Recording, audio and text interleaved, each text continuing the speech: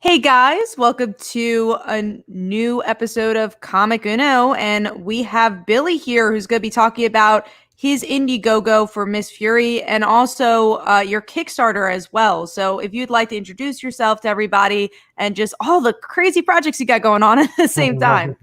I know. Well, hello. Thank you, Kat, for having me on. I really appreciate it. Of course. Right now, I'm. It's not my Indiegogo. It's Dynamite's. So Yes. Dynamite has an Indiegogo for Miss Fury. I just wrote it. Maria Laura Sanapo is our artist, and she's phenomenal. And the book is just doing tremendous. I mean, it's our first week, and we're almost at $40,000. They announced some stretch goals already, but not even any of the big special stuff hasn't come out yet. They have a big plan, a nice publishing plan or campaign plan, I guess. And it's just been wonderful. But for those of you who don't know me, my name is Billy Tucci. I am a self-publisher. I got into comics as a self-publisher 25 years ago with the debut of my character, She, which I guess basically is a modern-day samurai story. And it did really well. I published it for 10 years. We sold over 3.5 million comic books, about 100 issues. And I just got burnt out doing the same character and over again. But I actually, I had the opportunity of being in this industry and making so many friends that I've been able to do a lot of mainstream stuff for Marvel and DC, mostly DC. And now, but I got to tell you though, I love doing the creator-owned stuff with bringing She back with Return of the Warrior, which is on Indiegogo in demand now, because we did a dual campaign with Kickstarter and Indiegogo. But She Return of the Warrior is now in demand on Indiegogo, and it's doing great. I mean, oh my gosh, we're over $106,000 on Indiegogo, and we did over 70,000 on Kickstarter. So it's doing really well, and we're coming into the last weeks of the campaign. Just got in all our stretch goals. So we've been packing all weekend, and the book goes to print in 2 weeks, I think. So it's pretty cool. It's very exciting time. Yeah, we're kind of having a pre-conversation about this, but I want to take a deep dive as someone who has, obviously done the mainstream comics, has done other traditional comics. Why do you think these creator-owned books in general, but also these crowdfunding campaigns are important? And do you think with everything going on with the comic industry right now, this is the future for comics? Oh, I do. And I think that, of course, there'll always be the big two. I mean, how can they not? I mean, there's such a big part of the industry, a vast majority. But what I love is not only independent publishers or self-publishers, but a lot of boutique publishers are exploding right now, and all creator-owned comics and self-publishers and people following their own dreams. Because the great thing about crowdfunding like Kickstarter and Indiegogo is that you're going directly to the fans. There is no interference, and interference isn't the right word, but there's no you have a direct connection with the people that are actually buying your books. Not through the distributor, not through the retailer, but directly through, to the consumer itself. And you're held, and they hold you accountable, which is great. I mean, you are accountable to those people buying your comics, and it's a really nice connection. I love it. I love the interaction between, say, a creator and the people that are buying your books, because let's be honest, we owe everything to them. Without them, we wouldn't be able to afford to do these books. And it's just fun to engage them and talk to them on social media. I mean, I think it's a wonderful time. I think it's a new golden age of self-publishing. I think again, if you remember that whole thing with the pencils down order that came from Marvel and DC, these two corporations that are part of multi-billion-dollar corporations, but even the comic departments, I guess, if you will, the comic book divisions of these major corporations, which are, the Marvel Comics and DC Comics. I mean, they both made, I think Marvel made $400 million a year, and DC made $360 million last year. And they didn't have enough to pay their creators after a 2-week industry shutdown of the stores shutting down. And that makes me feel that really shows just how little they look upon their creators and how they deem them so insignificant. And I find it very insulting. And I think that's why a lot of the mainstream creators, I mean, look at Sean Gordon Murphy just did it. He has an Indiegogo now, that they're like, you know what? I want to tell my story. I want to do my own comic. You know, we had Graham Nolan on last night, who created Bane, and Graham has his new comic book out right now, the Chinu, and he's doing great with his Indiegogo that launched a few days ago. So I love that mainstream comic creators and well-established older comic creators, plus also up-and-comers, are all putting together their books, are all doing this amazing kaleidoscope of creativity, and they're all different. Because on our show, we have our Pop XP YouTube channel, and we have our crowdfunding comics show on our channel. And we've done about 130 episodes of it. And everyone's different. We've met so many different creators with so many incredibly diverse, books. And it warms your heart. It really does. And I find it inspiring with all the negativity out there about comics. And I think most of that comes from the big two. But there is this amazing resurgence of creator-owned comics and self-publishing. And I think it's super healthy for the industry. And I mean, I definitely want to obviously talk about your book and what it's about, but we're having such an interesting conversation about this. But how do you feel Kickstarter or Indiegogo can grow? Obviously, I think we're in a really cool place. How do you feel like fans of traditional comics can go to Indiegogo and Kickstarter? How do we get those people to invest in these projects and understand, I would say, the ins and outs of it? Because I mean, if you're a creator, if you're in the industry, you understand the importance of these Kickstarters. But I think a lot of people are in the mindset, oh, this is going to come out on Kickstarter. It doesn't matter if I support it because it'll be in a shop later on. Yeah. And like, how do you get fans to kind of understand that and get them to support the Kickstarters or Indiegogo as well? I think obviously social media played a huge part in this resurgence in the past 90 days or so. But they also understand not a lot of these books are going to be going through comic shops because, unfortunately, comic book shops can't afford them because when you get a previews catalog, that they have their main books, their premier publishers, the ones with the exclusive deals. And that's usually the first 200 or so pages. And especially if you get a company like Marvel that does all these super variant covers, all these event books, and they make you buy 300 copies to get a special edition cover. By the time the retailers get to the independents, it's tough for them to be able, they don't have the money left, the resources yet, because they had to spend it so much on buying a Spider-Man. And let's be honest, because of how big Spider-Man is, they're always going to be able to sell Spider-Man. Will they be able to sell an independent book? I'm not so sure. But I also think that fans are getting a little tired because I feel a lot of the mainstream stuff, either because of maybe corporate overreach, is the books seem to be getting, aside from a few notable exceptions, obviously, but there's a lot of stagnation, it seems, in the mainstream books. You see the new, the new promo from like, oh, I saw that already. Wait, they did that before. How many times are you going to do another crisis book or you know what I mean? Another, for sure. They seem to be rehashing the same things. And then on top of that, expanding the issues, expanding the storylines. So maybe maybe a story arc supposed to be 6 issues. Next thing you know, it's 12 issues now.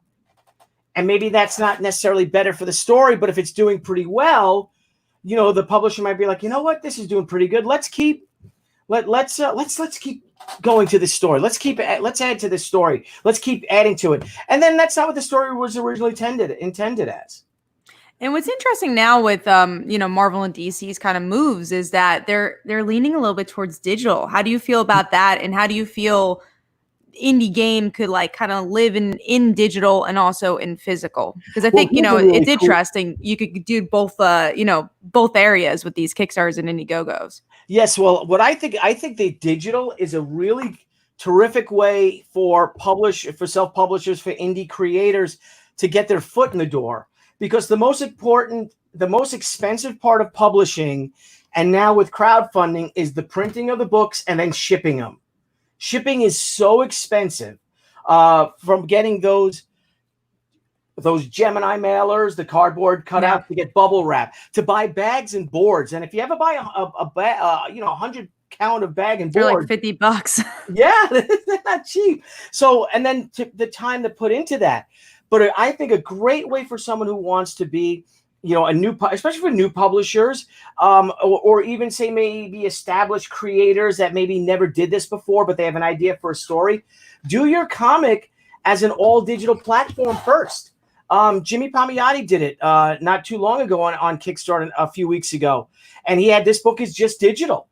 So, but the cool thing is that helps finance the production of the book, the penciling, the inking, the lettering, the coloring, and then you can have a nice digital comic. You know what I mean? And then once that campaign is done and you ship your digital, then you could go and then do your next campaign could be a physical copy of the book. But the book's already and you paid for, get different people.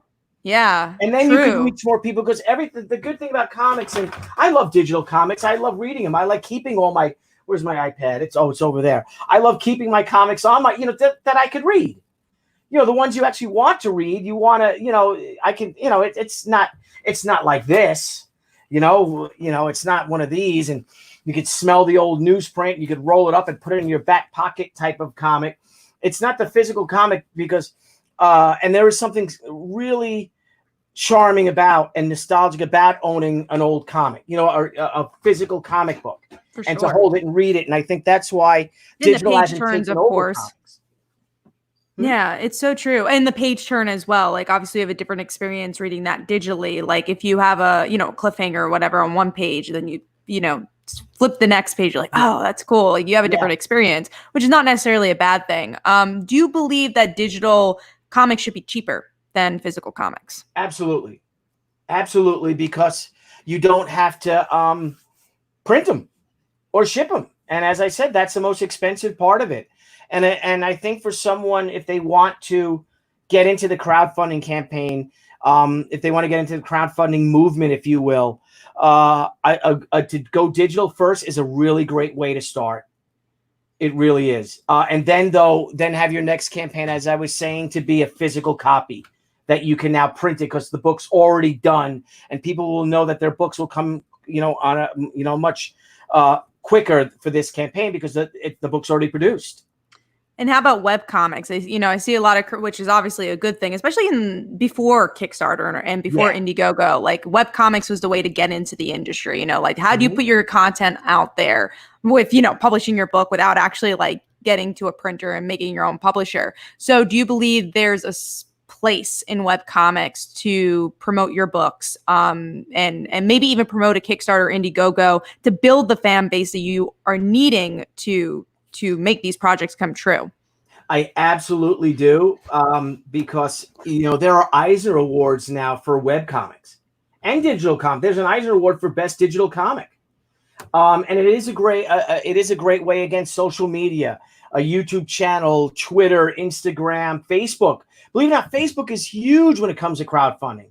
I think 100%. Right? I mean, the vast majority of my friends who are supporting us through, because you see the analogs and you see through, 70% or 60% is through Facebook. Like Facebook, then for me it's Twitter, and then it's like all the rest. Yeah. So and it's like, wow, okay, so let's keep pushing it on Facebook. And because of Facebook's been around for so long that we are all interacting with one another. And it's nice. It's cool because, and they're your friend. The people, like, even if you've never met them because they're, across the pond or something, but you get to know them, their families, you see pictures of their pets, things like that. And I love that I love the positivity of social media, and not the toxicity, because there's so much toxicity in art and in literature and in comics, especially.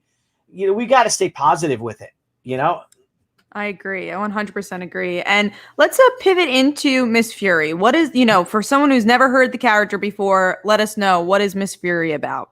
Well, if the best way to say it is that Miss Fury is indeed the original Catwoman. She was published in April 6, 1941. She debuted.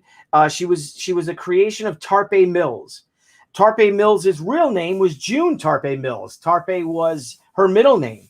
But June used the name Tarpe because it sounded masculine, and because they weren't hiring women to do comics, or at least to do superhero comics. And she has that. Miss Fury has the distinction of being the very first comic book published comic book created by a woman, because I'm sure there were other characters that were created by women, in the late 30s, but it was the first one published that was created by a woman, and it preceded Wonder Woman by 6 months, which was created by a man. And June Tarpe Mills was a commercial artist and a cartoonist living in New York City. She was 5'2", beautiful, stick of dynamite. She was just fearless and very progressive. And once people found out that she was a woman, it helped her. Her star rose. And for 10 years, she did Miss Fury, aside from taking a few breaks. One of the breaks is where our story fits in the summer of 1944. But after it was in hundreds of newspaper magazines, and then it ended in Marvel Comics, which was timely at the time, published 10 issues of Miss Fury in comic book form. And she was a superstar. She was just a rock star. And I think also a part of her, why they ended up canceling Miss Fury. One was because she drew one of her characters in a bikini, and they didn't like, and a couple of newspapers actually canceled the strip because of that. Believe it or not now. But She wanted to tell her story. And the sad thing about it too is that once they canceled Miss Fury, it really broke her spirit. And she kind of faded into obscurity and just went back to commercial art and lived a pretty solitary existence. I don't want to say she was alone. I don't know. But she passed away in 1988 alone, and didn't even have a gravestone. Her family didn't know when she passed away. Her nephew, Bill, led an effort to get her estate and to get her a grave marker, which she's in New Jersey now. She's buried in New Jersey. And he is a huge champion of our story, Miss Fury, the Joy Division. And he's just, I got to meet him in San Diego last year when June Tarpe Mills won the Icon Award for just to recognize of what a credit she was to the industry, and how her character launched 100 imitators, maybe 1,000 imitators. And it's just, it's my honor and Maria Laura's honor through Dynamite Comics is to bring this back with all the original characters, to try to keep the voice of June Tarpe Mills and to slide it right into the continuity of that few-month break when she wasn't doing, I don't know, she took the summer off and went out to the Hamptons, who knows, down to the shore in New Jersey. But we have Miss Fury. It opens up in New York City, and she battles Nazis from New York City to behind enemy lines in France. And it's all based on the Joy Division. And I don't know if you know the band Joy Division. I don't actually. I know. But what the Joy Division was the Joy Division is in the ghettos of Germany. I'm sorry, and all over Europe. When the Nazis came in, they herded all the Jewish people into ghettos. And what they did was, as the war effort came on, they needed more and more forced labor. So they started to pull them from the ghettos into the work camps. And you know the whole story of the boy in the striped pajamas. And they were death camps, really. So, but once they got off that train, the women were told to go. Women who looked a certain way were told to go one way, and women that were looked a certain way were told to go another. The women that looked one way were sent to the left, which went to the death camps, the work camps, where they were worked to death and starved and all. The ones that looked another way, which the madam or the Nazi commandant felt was more beautiful, if you will, or attractive, were sent to the right through another gate. Some of them as young as 11 years old. And those women were coiffed, they were fed, they were dressed, they were taught manners, they were taught etiquette, and it literally turned into sex slaves for the SS. Wow. And these women suffered a fate, some may argue, worse than death. How they were, they were repeatedly raped. And if they showed any independence or if they showed any defiance, they were then taken out and sodomized and flogged and slogged and killed in front of the camps.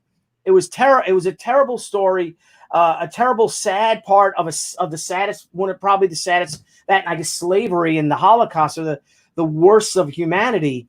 And this is the story of her. She is sent to capture the commandant of the Joy Division and bring him back to justice. But because it's a golden age story, in the midst of it, she ends up liberating some of the women of the Joy Division and turning them into the Black Furies, and where they become a sort of female Inglorious Bastards and turn the tables on the Germans and start hunting them. I'm very excited to read it. I mean, I've already backed the project, and I'm very excited to get into it.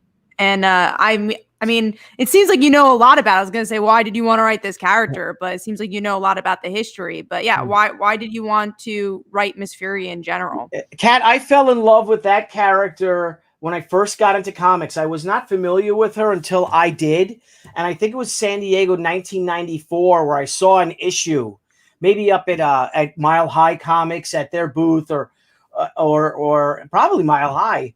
And I remember seeing, I'm like, what is that? And it was like one of the early Marvel timely Miss Furies, and talking to Chuck Rosansky about who she was. And I just was fascinated by her. And then I started to research her. And then these wonderful books by IDW put out. And when I ripped my cover, because I use it so much, I ripped it. The Sensational Sundays came out, and there's 2 volumes of it. And Trina Robbins did the introduction to it. And it's all her amazing, the amazing Sunday comics. Oh, I love that. This Beautiful. This might be the scene the last time you see 2 people in Erica von Kampf and the Colonel Prussia, 2 bad guys. But it's just beautiful work. And again, she was just an incredible creator and innovator. And now here's Whiffy. And here's an interesting story. So here's Whiffy was the first transgender character in comics. Never knew that. Wasn't a buffoon, because I'm sure they might have had some earlier than 1942 when Whiffy came about. But Whiffy is this big hulking man who is really transgender, and that's his real self. But she's also the head of the French Resistance in Paris. So it's just these great, incredible like a dichotomy of characters, because you have Nazis who are real Nazis, then you have Nazis, Germans who hate the Nazis, but still want to control Germany so they could win the war for old Germany. And then you have reluctant Nazi spies, and then you have, I said, transgender freedom fighters, and then you have you have Marla Drake, who is Miss Fury, her alter ego. And here's Marla is this socialite fashionista when the series opens up. And she ends up using the Miss Fury costume, which is literally a Black Panther suit, and a skin-tight Black Panther suit, which is willed to her by her explorer uncle, but it's cursed. and she goes, that's her go-to costume, because there's a costume ball, and she finds out another young lady is going to be wearing the same costume as her. I don't think it's Scarlett O'Hara. It looks like a Scarlett O'Hara thing. So she has to, go to this costume, but the costume's cursed. But what's really great is that you see the progression of Marla Drake from this very first page, where she's like, I don't know what to wear. And she's running around in a corset or something. And then she puts on this Black Pantheress, costume. And then she becomes a hero. Then she starts fighting mobsters and mad scientists and Germans, from New York to Brazil and back. Pretty so cool. Much history there. Cool. Yeah, that's always what's cool about like Dynamite's kind of pulpier heroes. It's always cool to get to see that. And there's Maria. Maria's in the thing. Hey, Maria. There you go. She's amazing. You should really talk to her instead of me. We'll have to bring Maria on next time. Hopefully you could come on to the show. That'd be a lot of fun. Yeah. Now, shifting into, again, more of the crowdfunding area, correct me if I'm wrong, but was this supposed to be not an Indiegogo? It was supposed to come out through Diamond, right? Yes, it was supposed to come out in the summer or the fall, October, I think, of 2018. And the thing is, it was a really crazy busy time at Dynamite, I assume. Also with me, I was working on, I forget what I might have been doing, a Wonder Woman story or something at the time, but it just like the scheduling didn't work out. It just was, there was some scheduling conflicts. So they ended up canceling it. And then we shelved it, until the San Diego, when I got to meet, when I got to have dinner with breakfast with Trina Robbins, my wife and I, and then I met Bill Finn, who was there to collect, to get the Icon Award for his aunt, June Tarpe Mills, and I sat with Bill, and I met him at the show, and then we hung out at the Eisner Awards, and we had a few drinks, and it was just, and I'm like, we have to do this. And then of course, as kismet is, Saturday morning, who's the first person I see is Nikki Barucci, the publisher of Dynamite. I'm like, Nikki, we have to do this book again. You have no idea. I just met with June Tarpe Mills' nephew last night and hung out with him. He's like, let's do it. So that was August, and then Emma, who was supposed to be doing the first book, she's moved on to something else, as you do. But Maria Laura Sanapo, we approached her, and she loved the idea.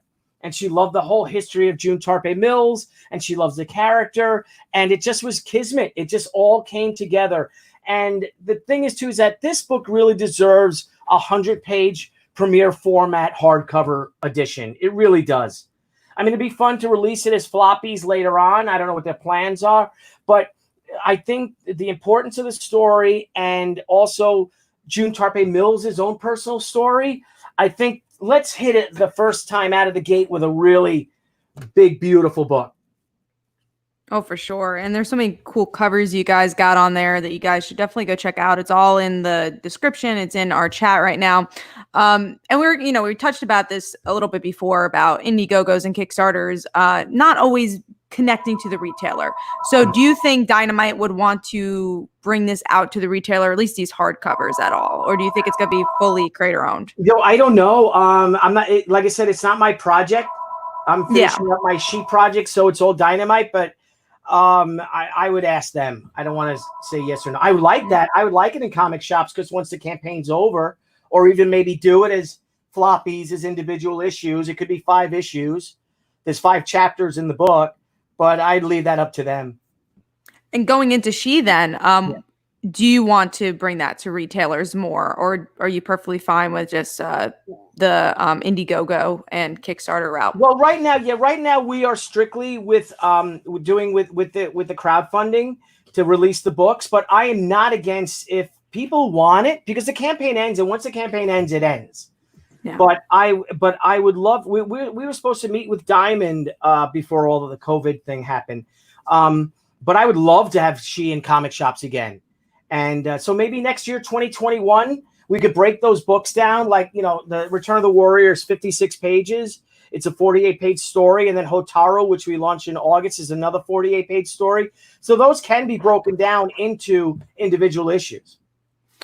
And we were kind of talking about this pre-show, but why Indiegogo and not Kickstarter? How do you feel? What do you feel are differences between those two platforms?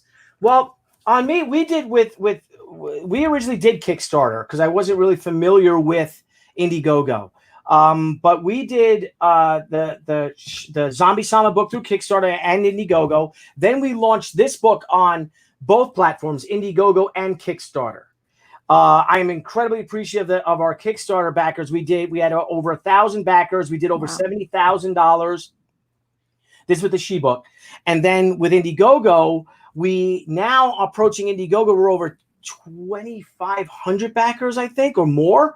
And we've done over 106,000 on Indiegogo. Also, when it comes to business-wise, Indiegogo takes less off the top, as opposed to Kickstarter takes more, I believe. But the cool thing about Indiegogo is that, once your campaign ends, and this is a great thing for people out there who are maybe just getting into it, just starting, your campaign goes in demand mode, which is like a store. So while you're finishing up the book, while you're fulfilling the comic, while you're actually shipping the comic, your book can be in demand and people can go right to it and order it and keep ordering that book. It's nice to have it as it seems a more stable platform for me. But also, as we were talking earlier, I posted about Miss Fury on Indiegogo. I said, please follow Miss Fury on Indiegogo. And Indiegogo, the actual Twitter account, responded to me. Yeah, they've been great on social media. I'm so glad you chose Indiegogo. And then I responded, wow, thank you. And I said, we did the last one simultaneously. And now I feel that, it was so much work to do two campaigns at once that my poor wife was, I'm making, even more so with the COVID thing. I'm really pushing her to drink even more. But that to have the actual platform call you out personally and respond to you personally, you know what I mean? I think it shows a lot about their motivation and their designs and what they want to do with you. I think it shows a great amount of support to the comics. And again, with Kickstarter, I don't know where Kickstarter is right now with comics. I know that Brian Polito's doing great with the platform. I know Jimmy Palmiotti's doing great with the platform. But when they fired Camilla, right? Camilla? Yeah, Camilla. And she was their comic book go-to person, I guess, if you will. Is that, are they taking a step back more with Kickstarter? I don't know. Like Miss Fury right now on Indiegogo is a featured item. When she was on Indiegogo, when we first launched the campaign, we hit our goal in a few hours. We were a featured book. Something for you to check out. Check this out. On Kickstarter, even though we hit our goal in the same few hours, we were never once a project of the day. We were never once a book, something we're reading. We were never once a project you love. So, I mean, that's their prerogative. That's okay. But I was really impressed with how Indiegogo has really showed an interest in us with the project. Do you feel like the communities, because we talked about how the people who support creator-owned books on these platforms are maybe different than the people that support in the stores. Do you feel like there's a different crowd for Indiegogo and Kickstarter, or do you think it's the same crowd? No, I think it's the same crowd. I think what a lot of people don't understand about the crowdfunded book, say an Indiegogo comic, is that if you say you have a book and it's $20, right? You're buying a comic, a 48-page comic, that's $20. Or Miss Fury's $30. It's $30 for a 100-page comic, right? I think that's pretty good. Also, they'll be signed by me. But not only that, when you get the stretch goals coming in, you get all these stretch goals. You'll get a black and white edition. You'll get trading cards. You'll get collectible stickers. You'll get all these cool things added to the package too. So you're not just paying for, say, a $30 comic book, which, again, a signed $30 100-page comic book, I think that's a pretty gosh darn good deal. Yeah, and I think, again, for people maybe not as involved in this community, you're also supporting the creator directly a lot of these times, which is so important. And you get to interact with the creator directly, which is great. So yeah, and I was going to actually pivot to Comixology. How do you feel about Kickstarter and Indiegogo projects going to Comixology? Because they also take, no, I don't think they take a percentage, but you have to build a lot of them to buy it to actually get your money from them. Yeah. Well, I think the great way is what you could do. And I don't mind it, because I think the more readers you could reach by the more platforms. And that's why we did Indiegogo and Kickstarter at the same time. Some people just buy at Walmart and some people buy at Target. You might as well get your stuff at as many stores as possible. And I think a cool thing about Comixology is that once your book is done, and again, I think it's a really not good path and a very successful path to self-publishing your own stuff, is to launch your first crowdfunded campaign as an all-digital campaign. Because once that's done, then you can send it to Comixology.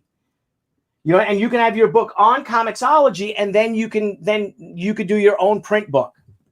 Yeah, and then obviously there's that's another place to promote as well, because they really do push their indie books, which is very nice. Oh, good. Yeah, I'm not on Comixology. I got to get on there. Yeah, I had a few books on there, but I got a little lazy, because also it's up to the business person, right? Because you could get it directly onto your store, which is a little bit easier for the business person. But if you're looking at promoting, it's nice to be on Comixology, because people are just searching through there. So it really just depends on how you feel as the we're creator. putting together the Way of the Warrior book. It's one of our levels to digitize the original She comics. So I think I'm going to approach Comixology, because I have hundreds of books I published. Yeah, you definitely should. I published 200 comic books, so why not? That's a whole nother platform to reach more readers. For sure, and different types of readers as well. We have Yellow Pineapple asks questions. How would you compare Miss Fury to some of your other projects, such as She and Sergeant Rock? Seems like there are some parallels. Oh, and Badass. Yeah, well, we had my father died when I was very young, and my mother had to raise 6 kids by herself. So I think that's where my inspiration came from, badass women, because she's a badass, my mother. And same thing with my wife. You know, when I first met her, I'm like, wow, she's sassy. So I love someone I can respect, you know. I think, and to me, to write a male or a female character, I don't really think about that. It just kind of happened. Like, she originally started off as a male character, and then it just kind of evolved into a female character. And this was a time when I launched She back in '94, Wonder Woman didn't even have her own title. And I was told by people, you should make this character a man. You'll do far better with it if it's a male character, and girl books don't sell, you know, etc. Things like that. So it's like, well, I don't care. This is the story I want. This is the best. This is the way that the character is suits the story. And if it's a male or a female, it doesn't matter to me. But I am a huge a World War II buff, if you will. I guess I'm a novice historian, and there's just so many stories. I love the late 30s into the 1940s is a really crazy time. I love the Art Deco. I love the design. I love the Rocketeer. You know, I love stories like that. That's one of the reasons why I love Miss Fury, because it's all golden age. And I mean, what's better than killing Nazis? You know what I mean? And gangsters and all that great pulp stuff. Oh, for sure. It's a lot of fun. And I feel like not enough comics tap into it. So it's nice to hear that. Now I also want to talk about your YouTube channel. You have literally a whole YouTube channel supporting crowdfunding projects. What made you want to start that? And how's that been going for you? Oh, it's been going great. We have we've been doing this for a little over a year. We've done, I think, 130, maybe 140 episodes. And we've had creators from huge names, like we have Thomas Lennon and Ben Garant from Reno 911 to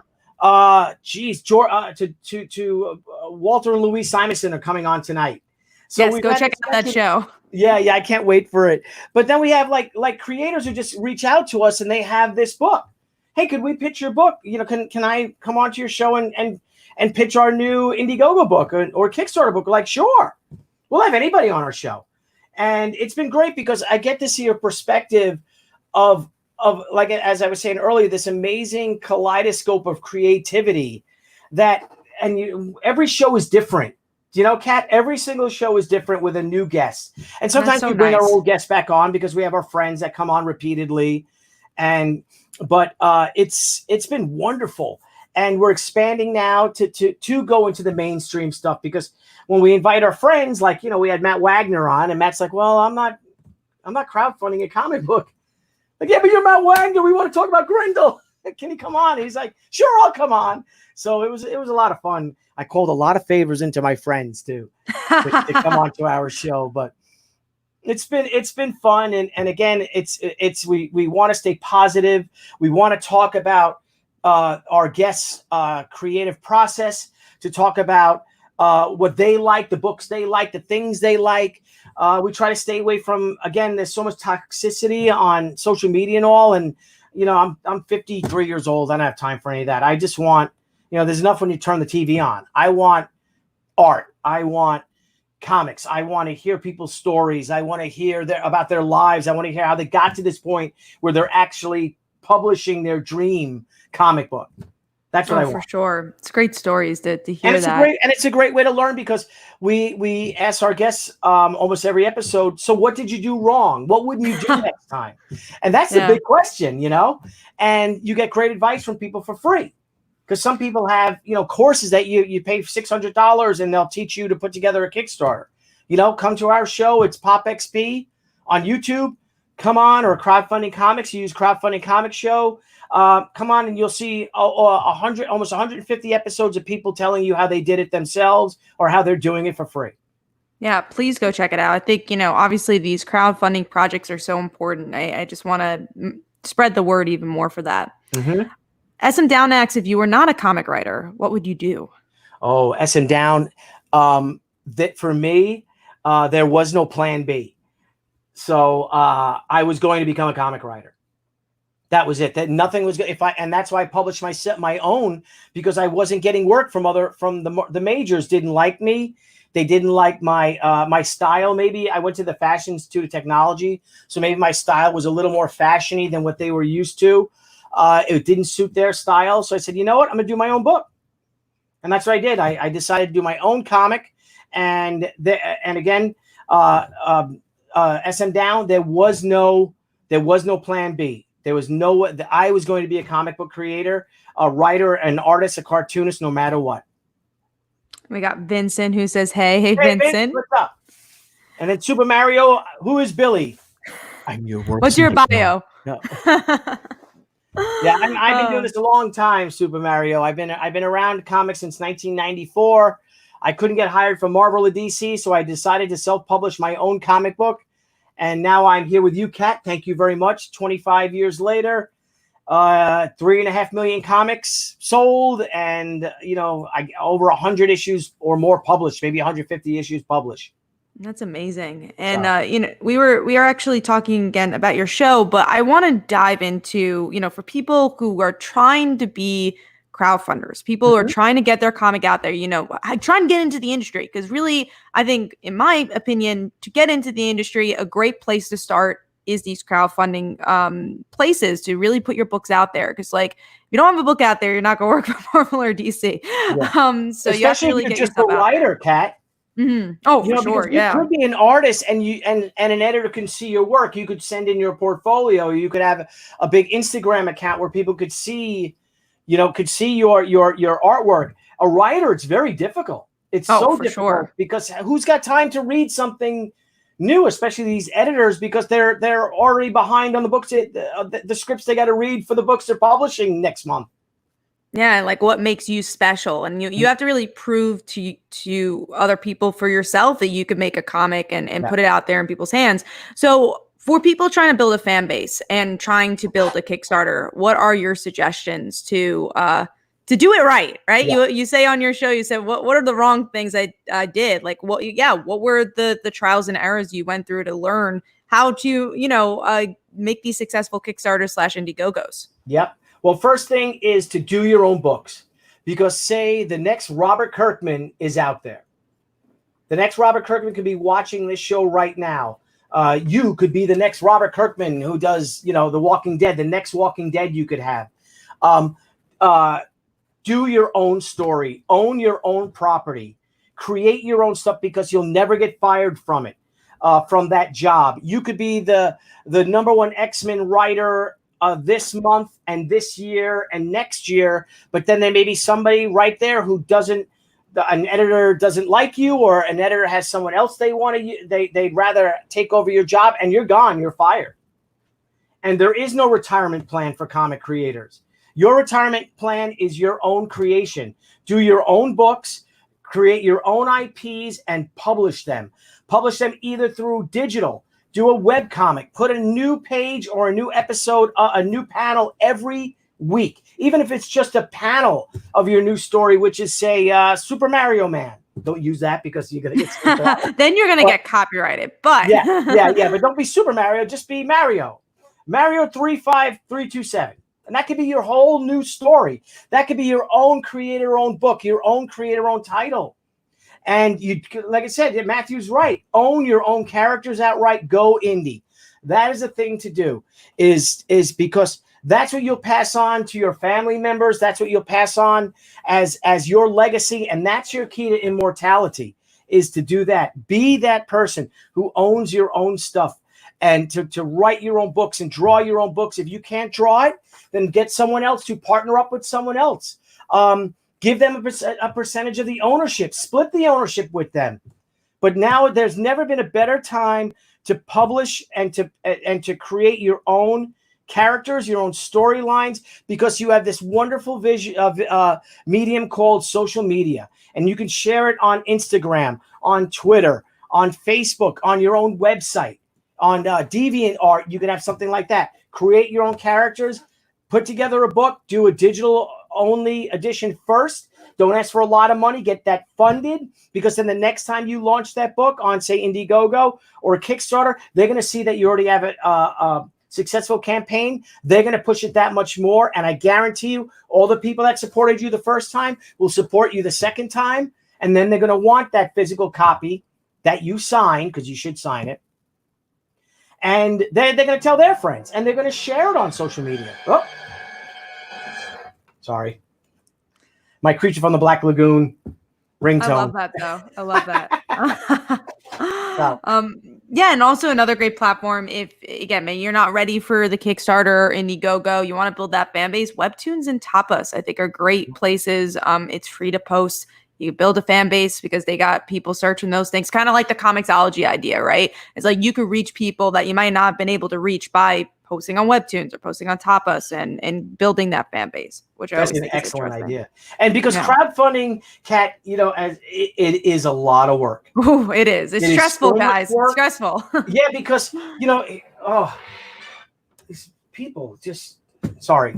That's my all day. My phone just rings all day, and it's one of my friends. So really? I guess he's because not it's Kickstarter time and Indiegogo unless he's time. watching the show and wants to call in, just because that's what they like to do all the time. But when you're promoting your book, let's not even talk about putting it together. So once you're in the promoting stage, after you started putting your book together, when the promotion department is working, the art department isn't working. And when the art department is working, the shipping department isn't working. So you have to juggle all these things, and shipping is so much work. It's so expensive. It's so much work, but it is worth it, and you can do it. And there's nothing more fulfilling, though, than having someone come up to you with a book that you created and hand it to, especially if it's your own creator-owned book, and asks you to sign it. And unless you already signed it, or just shows it to you that they bought it, and they say thank you for creating it. And your book says, no, thank you for buying it. But there's no better feeling in the world than that, than having your own creator-owned work out there and someone else appreciating it. I 100% agree. And you won't get that appreciation. You won't get that unless you put it out into the world. So it's very important to do that. And S and Down also asks, if you weren't writing comics, would you want to write other stuff like TV, movies, novels, poems? Yeah, I guess. I love writing comic books. I've been so fortunate that I haven't had to really think of anything else to do. I've made a great living with it. Of course, everyone's dream is if they make she into a movie or something like that, I would love to have the first crack at the screenplay. I really would. That's something I would ask for, because I am in the WGA, because I did write the script for our past. We had the comic was optioned a few times earlier, and I'm like, well, I want to write the screenplay, at least the first draft, and they allowed me to do that. So I think I have a pretty good track record at that. But right now, I love doing comics. I love writing and drawing comics. Of course, I'd love to write a novel someday. The great American novel that we all want to write. But yeah, I'm having fun doing comic books. And Yellow Pineapple asks, what if Kickstarter Indiegogo existed in the 90s? 94. I was actually, to date myself, I was born in 94. Oh my gosh. Yeah. You're a baby. I am 25. Yeah. I think it would be great. I think it would be great. I don't know the outreach, because of social media was so non-existent then, really. I mean, we had CompuServe, and we had a comic book chat board, and we were all on it.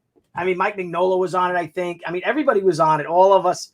And it was just all of us comic creators, and those were the days when I remember one post we had a chat room or whatever it was, a chat or message boards. I think it was a message board. And I just wrote Betty or Veronica. And there was like 500 responses, and people started arguing over Betty and Veronica. Just, I love that. Those are fun, innocent times. But again, the social media outreach was really non-existent. People had email, but there wasn't a lot of, as Matthew says, baby internet. I don't think it would have took off as much as it is now. And thank goodness for now that those of you who want to do it, you can do it for sure. Matthew's a Betty guy. I like Betty too. I like Betty. And if you like brunettes, you can put a blue wig on Betty and she looks like Veronica. The best of both worlds. So Betty is the final answer for that. Yeah. But yeah, I think we're going to start wrapping up. If you, again, want to plug your stuff one more time, thank you so much for coming on. It was such a fun chat. Kat, you're wonderful. Thank you for having me. I can't wait to have you on our show. Thank you. And I think, is that next week or the week? I think it's next. So it's either, I think it's Tuesday. If we're planning, I think Okay, Tuesday. Or the Tuesday. following, let me just check with them. It's either next Tuesday or the following Tuesday. I just want to check with the powers that be, my partners who do all the scheduling, and they don't hate me for it. But yes, right now I have Return of the Warrior is in demand on Indiegogo. We start fulfilling soon on that book. And then Miss Fury, of course, is live right now on Indiegogo too. It's Miss Fury, the Joy Division by myself and Maria Laura Sanapo. Ceci Dela Cruz is our colorist.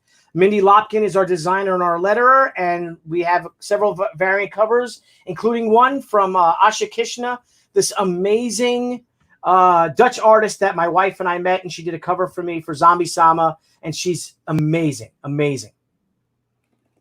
And thank you again. And yeah, go follow all this stuff. I do have the Miss Fury Kickstarter, or the Indiegogo, sorry, in the chat and also in the description. So please go support, because this is how these projects get funded and do even better. So thank you again, Billy. And this is the waving part saying goodbye. Yep. Bye, everybody. Thank you, guys. Bye. All right. There we go.